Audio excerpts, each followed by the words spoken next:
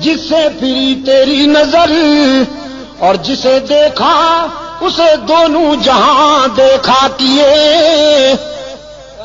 صدیقہ کائنات رضی اللہ تعالی عنہ افسردہ ہو کر اجازت لے کر اپنے باپ کے گھر آئیں، صدیق اکبر کے گھر آئیں، یہ سوچتے ہوئے کہ ماں کو درد دل سناؤں گی، باپ کے سامنے آنسو بہاؤں گی، لیکن فرماتی ہیں گھر پہنچی تو ماں بھی آنسو میں ڈوبی ہوئی ہے، باپ بھی قرآن کی تلاوت کرتے ہیں اور زارو قطار رو رہے ہیں۔ میری تو سمجھ میں کچھ نہیں آ رہا تھا۔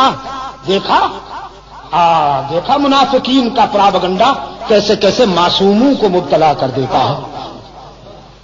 فرماتی ہیں سمجھ میں کچھ نہیں آ رہا تھا کہ میرے گھر کیا قیامت ٹوٹ گئی۔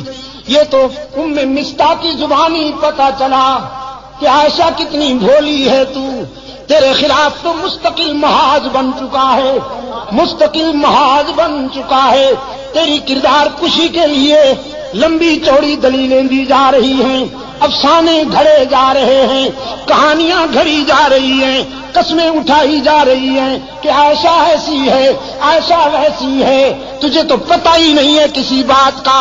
فرماتی ہے میں اس قدر متاثر ہوئی کہ بے ساختہ بخار میں مبتلا ہو گئی، گھر کے اس کونے میں چلی گئی مصلی اٹھا کر جہاں مکمل اندھیرا تھا، تنہائی تھی۔ ماں نے گھبرائی ہوئی بیٹی کو مصلی اٹھا کر جاتے دیکھا، سوچا کہیں جان سے نہ مار ڈالے خود کو، پوچھا بیٹی کہاں جاتی ہو؟ عائشہ نے کہا چپ رہیے، گھبرائیے نہیں، ہائی کورٹ تو ناراض ہو گیا ہے، ذرا سپریم کورٹ کا دروازہ کھٹکھٹانے جا رہی ہوں، اب اس کے دروازے پہ آنسو بہانے جا رہی ہوں جہاں آدم روتے ہیں، زکریا روتے ہیں، ابراہیم روتے ہیں، یونس روتے ہیں، اور سب کے آنسو پوچھے جاتے ہیں۔ آج اس کے محبوب کی عائشہ بھی آنسو کا نذرانہ لے کر جا رہی ہے، اللہ کی عدالت میں اپیل کرنے جا رہی ہوں، میرے معبود میرے کردار کو کوئی اور جانے یا نہ جانے، لیکن تو میرے کردار کو بھی جانتا ہے، افکار کو بھی جانتا ہے۔ یہاں عائشہ نے آنسو کی برسات میں اللہ کی عدالت میں اپیل کر دی، وہاں رحمت عالم صلی اللہ علیہ وسلم نے صحابہ کا اجلاس بلا لیا، صحابہ کا اجلاس بلا رکھا ہے میرے آقا نے۔ فرماتے ہیں بتاؤ کیا کروں، عائشہ کے معاملے میں رائے دو، کیا کروں؟ صحابہ رو رہے ہیں، کسی میں جرأت گفتار ہی نہیں، آنکھیں برس رہی ہیں، سسکیاں سنائی دیتی ہیں، آہوں کی آواز آتی ہے۔ رحمت عالم فرماتے ہیں بولو نا، عائشہ کے معاملے میں کیا کروں، لوگ ایسی ویسی باتیں کر رہے ہیں۔ ایک آواز آئی اللہ کے رسول، اگر عائشہ سے آپ زیادہ ہی قبیضہ کھاتے رہیں، اگر آپ کا دل زیادہ دکھ گیا ہے تو آزاد کر دیجئے۔ نبی کو بیویوں کی کمی تو نہیں، بس یہ آواز اٹھنی تھی کہ فاروق اعظم زارو قطار روتے ہوئے اٹھ کھڑے ہوئے، عرض کیا اللہ کے رسول یہ فیصلہ تو بالکل آخری ہوگا، پہلے یہ بتائیے کہ عائشہ کو آپ کی رفیقہ حیات بنانے والا کون ہے؟ پہلے یہ بتائیے کہ عائشہ کا رشتہ منتخب کرنے والا کون ہے؟ اس نسوانی پیکر کو آپ کے خانوادہ اقدس میں بھیجنے والا کون ہے؟ پہلے یہ ہمیں بتائیے، ہم اس سے پوچھیں گے کہ تم نے کس کے لیے کون سا رشتہ منتخب کیا تھا۔ رسول کی انگلی آسمان کی طرف اٹھ گئی، اللہ کے رسول کے خاموش کنارے نے، خاموش اشارے نے بلاغت کے دریا بہا دیے، فصاحت کے سمندر موجزن کر دیے۔ رسول کی انگلی آسمان کی طرف اٹھی، فاروق کی تلوار نیام سے نکل آئی، عرض کیا اللہ کے رسول جس نے عائشہ کو آپ کے گھر میں آپ کی بیوی بنا کر بھیجا ہے، آپ کے گھر سے نکالنے کا اختیار بھی اسی کو ہے، عائشہ پر تنقید کرنے والوں کو میری تلوار کے حوالے کر دیجئے، ان سے میری تلوار نمٹے گی، انہیں تو میں سمجھوں گا۔ رحمت عالم صلی اللہ علیہ وسلم کی آنکھوں میں آنسو تھے، لبوں پہ مسکراہٹ چمک گئی، فرمایا جزاک اللہ ابن خطاب، جزاک اللہ تو نے میرے دل کی گرانیاں دور کر دی، تو نے میرے ذہن کی گرانیاں دور کر دی، جزاک اللہ میرے عمر۔ بس فیصلہ وہیں سے ہوگا۔ اب میں بھی اسی کے فیصلے کا منتظر ہوں، تم بھی اسی کے فیصلے کا انتظار کرو، ہم سب اللہ کے فیصلے کے منتظر ہوں گے۔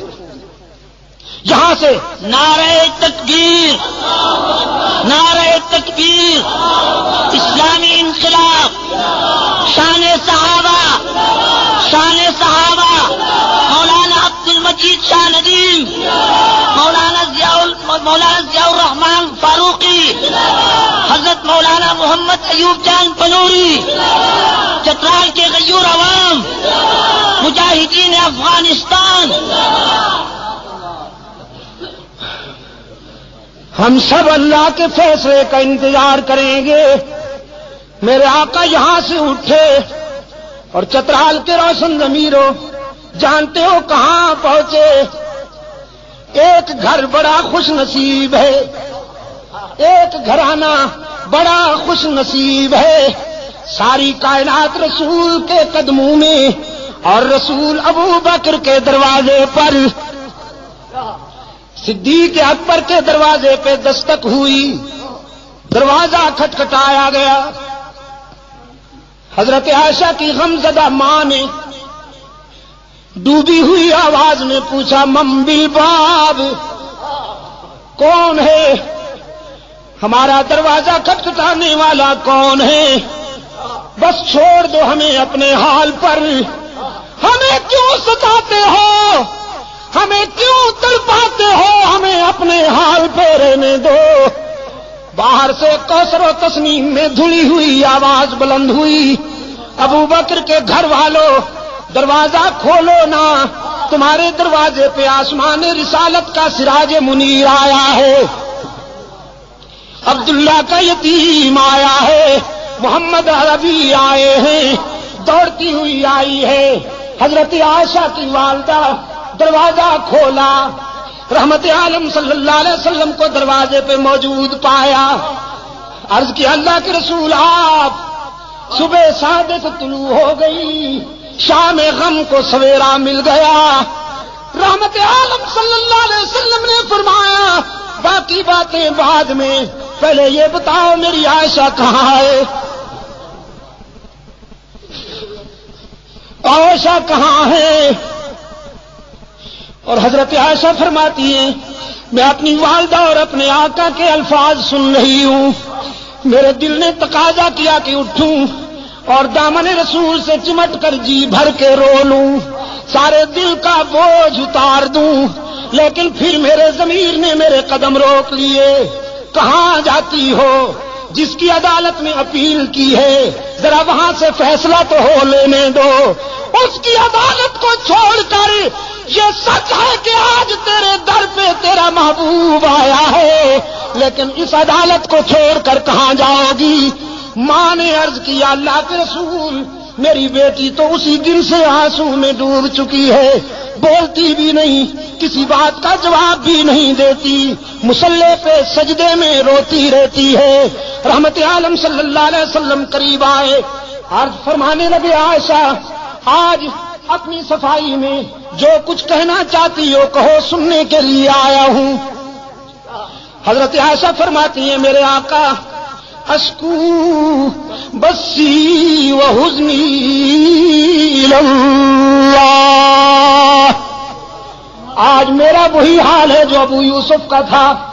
فرماتی ہیں میرے غم و حزن کا یہ عالم کہ یعقوب علیہ السلام کا نام ہی بھول گیا، ابو یوسف کہہ کر گزارا کیا۔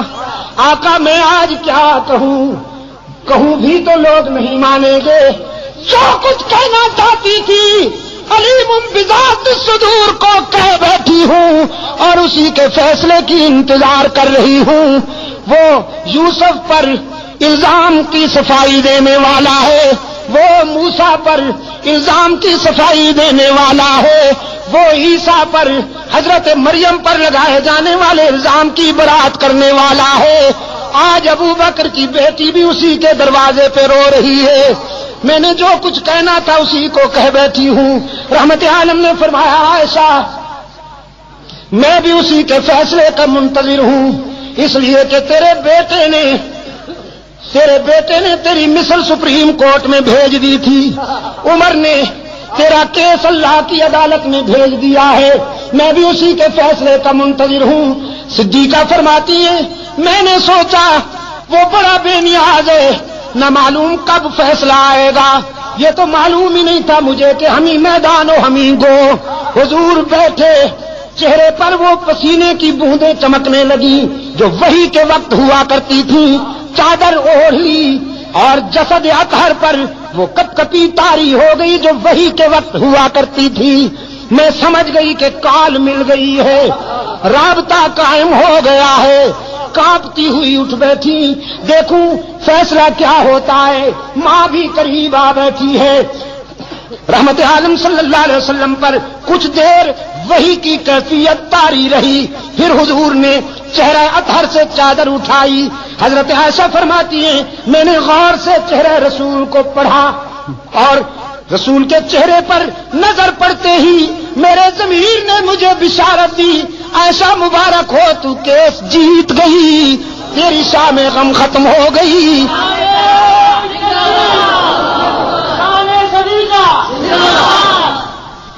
اس لیے کہ رحمت عالم صلی اللہ علیہ وسلم کے چہرے پر غم و حزن کے آثار غائب تھے، راحت و مسرت کا سویرا چمک رہا تھا۔ چادر ہٹاتے ہی رحمت عالم صلی اللہ علیہ وسلم نے فرمایا عائشہ مبارکباد دیتا ہوں، اے صدیق کی بیٹی، تیرے مقدر کا کون مقابلہ کرے کہ موسیٰ پر الزام لگے تو ایک عورت وکیل صفائی بنتی ہے، یوسف پر الزام لگے تو ایک لڑکا وکیل صفائی بنتا ہے، مریم پر الزام لگے تو عیسیٰ بچہ وکیل صفائی بنتا ہے، لیکن ابو بکر کی بیٹی یہ تیرا مقدر ہے کہ جب منافقین نے تجھ پر تنقید کی تو خود رب العالمین وکیل صفائی بن گیا، خود رب نے تیرے کیس میں وکالت کی ہے۔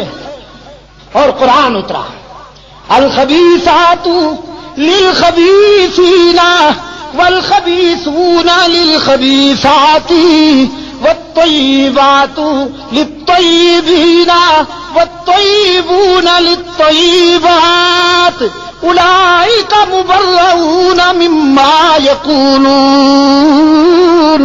لهم مغفرۃ ورزق کریم۔ اور میں حضرت شیخ الحدیث مدظلکم میں اسی موڑ پر کہا کرتا ہوں